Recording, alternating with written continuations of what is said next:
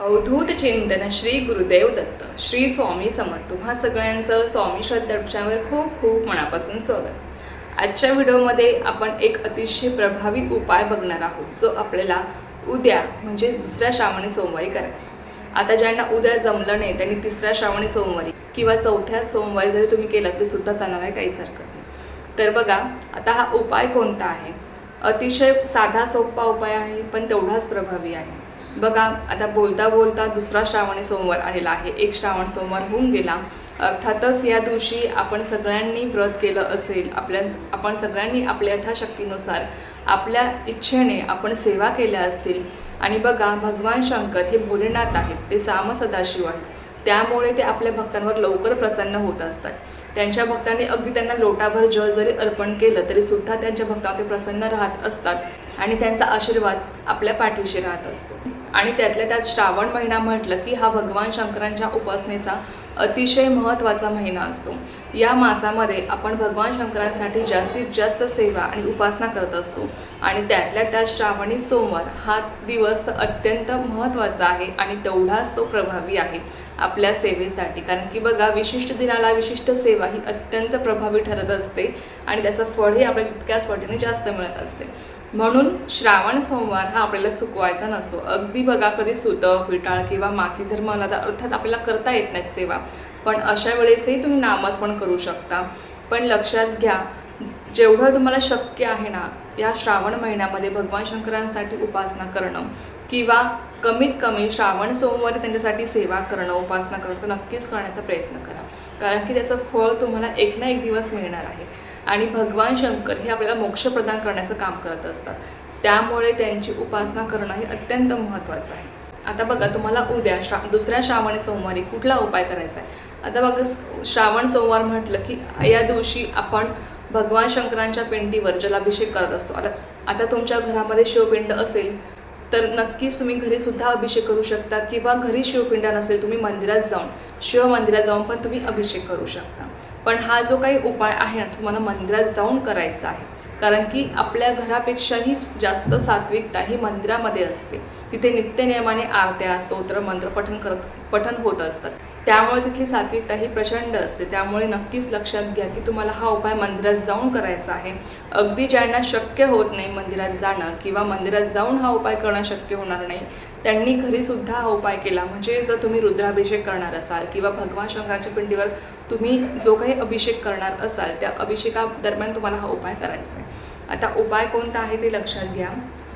तुम्हाला हा उपाय बेलपानाचा करायचा आहे. तर सगळ्यात आधी सकाळी शुचिर्भूत झाल्यावर बघा, तुम्ही हा उपाय दिवसभरामध्ये कधीही करू शकता. सकाळ, दुपार, संध्याकाळ, कधीसुद्धा. आपल्या घरातल्या शिवपिंड तुम्ही करू शकता किंवा मंदिरात जाऊनही तुम्ही करू शकता. पण मी पुन्हा एकदा सांगेल की तुम्ही मंदिरात जाऊन केला तर अतिशय उत्तम असणार आहे. तर काय करायचं आहे, तुम्हाला भगवान शंकरांच्या मंदिरात जायचं आहे. जाताना तुम्हाला बेलपान घेऊन जायचं आहे. बेलपान हे अगदी व्यवस्थित बघून घ्यायचं आहे. तुटलेलं नको किंवा चिरलेलं नको किंवा एक पान तुटलेलं नको. व्यवस्थित बेलपान बघून घ्यायचं आहे. त्यानंतर ते बेलपान स्वच्छ धुवून घ्यायचं आहे आणि ते बेलपान तुम्हाला घेऊन भगवान शंकरांच्या मंदिरात जायचं आहे.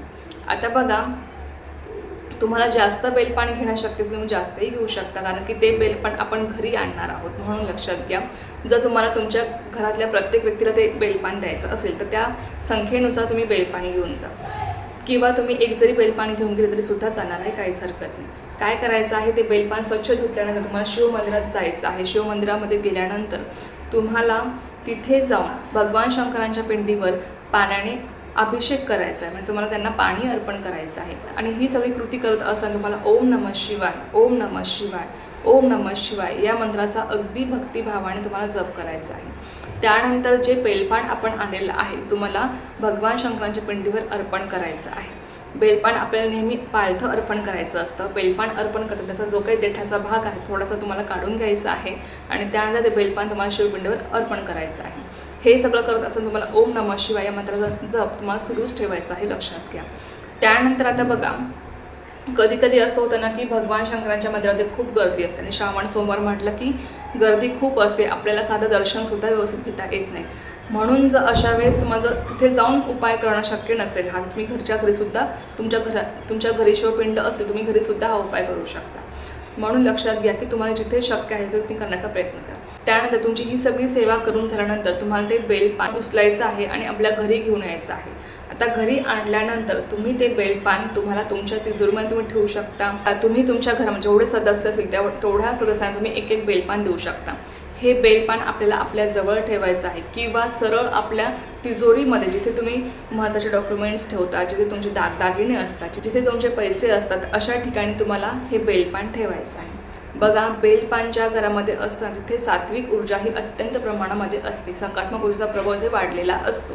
म्हणून लक्षात घ्या की हा उपाय आपल्याला श्रावणी सोमवारी करायचा असतो आणि त्यातल्या त्यात बघा, हा उपाय आपण मंदिरात केलेला असतो, त्यामुळे त्याची जी काही ऊर्जा आहे तेवढ्याच पटीने वाढलेली असते. म्हणून मी तुम्हाला सांगितलं की मंदिरामध्ये जाऊन हा उपाय करा. पण ज्यांना आता मंदिरामध्ये करणं शक्य नाही त्यांनी काय करायचं, आपल्या घरच्या घरची काही तुमची शिवपिंड असणार आहे, शिवपिंडीवर तुम्ही जर रुद्राभिषेक करणार असाल तर अतिशय उत्तम आहे. तुम्ही साधा अभिषेक, साधी पूजा जी काय तुम्ही करणार आहात भगवान शंकरांच्या पिंडीवर, किमान 108 वेळेस तुम्हाला ओम नमः शिवाय म्हणून तुम्हाला पाण्याने, दुधाने, पंचामृताने तुम्ही अभिषेक करू शकता. त्यानंतर पुन्हा तुम्हाला स्वच्छ पाण्याने अभिषेक करायचा आहे. शिवपिंड अगदी स्वच्छ तुम्हाला धुवून घ्यायची आहे. त्यानंतर तुम्हाला बेलपान अर्पण करायचं आहे. आता बघा, मंदिरामध्ये खूप गर्दी असते, आपल्याला तिथे बसून सेवा करणं शक्य होत नाही. म्हणून मी तुम्हाला सांगितलं की फक्त तिथे जाऊन तुम्हाला 1 लोटाभर तुम्हाला जल अर्पण करायचं आहे आणि ओम नमः शिवाय मंत्राचा जप करायचा आहे, जेवढं तुम्हाला शक्य होईल तेवढ्या वेळेस. पण घरी असं नाही, घरी तुम्हाला 108 वेळेस म्हणजे शिव अष्टोत्तर नामावली जी काय आहे तुम्हाला पठण करायची आहे. ते बेलपान अर्पण करताना बघा, तुमचा घरी शिवपिंडीवर अभिषेक वगैरे करून झाला की तुम्हाला बेलपान घ्यायचं आहे, अगदी व्यवस्थित बघून घ्यायचं आहे, ते तुटले नको, चिरले नको. ते बेलपान तुम्हाला शिवपिंडीवर अर्पण करायचं आहे पालथं आणि तुम्हाला शिव अष्टोत्तर नामावली पठण करायची आहे. जर तुमच्याकडे जास्त बेलपान असेल 11, 21 तरीसुद्धा चालेल, काहीच हरकत नाही. त्यातलं तुम्ही एक एक बेलपान तुम्हाला सगळ्यांना तुम्ही घेऊ शकता. पण जर एकच बेलपान असेल तरीसुद्धा तुम्ही ते बेलपान शिव अष्टोत्तर नामावली पठण करत करत तुम्हाला ते भगवान शंकरांना अर्पण करायचं आहे. आता कसं करायचं बघा, एकच बेलपान आपण भगवान शंकराची 108 नावे घेऊन सुद्धा अर्पण करू शकतो. कसं, भगवान शंकरांचं एक नाव घ्यायचं, ते बेलपान अर्पण करायचं, पुन्हा ते बेलपान शिवपिंडीवरून उचलून घ्यायचं, पुन्हा दुसरं नाव घ्यायचं, पुन्हा ते बेलपान तुम्हाला अर्पण करायचं आहे. म्हणजे असं तुम्ही एकच बेलपान 108 वेळेस नाव घेऊन तुम्ही अर्पण करू शकता. अशा पद्धतीने तुम्हाला हे बेलपान शिव अष्टोत्तर नामावली पठण करत करत तुम्हाला अर्पण करायचं आहे. आणि जेव्हा तुमची ही सगळी सेवा होईल त्यानंतर तुम्हाला ते बेलपान उचलायचं आहे आणि ते बेलपान तुम्हाला तिजोरीमध्ये ठेवायचं. म्हणजे तिजोरीमध्ये पण अशा ठिकाणी ठेवा की सारखा आपला हात लागणार नाही. कधी कधी मासिक धर्म असतो, सुतक आलेलं असतं, विटाळ असतं, मग अशा वेळेस त्याला सारखा हात लागता कामा नये. म्हणून अशा ठिकाणी तुम्हाला ठेवायचं आहे.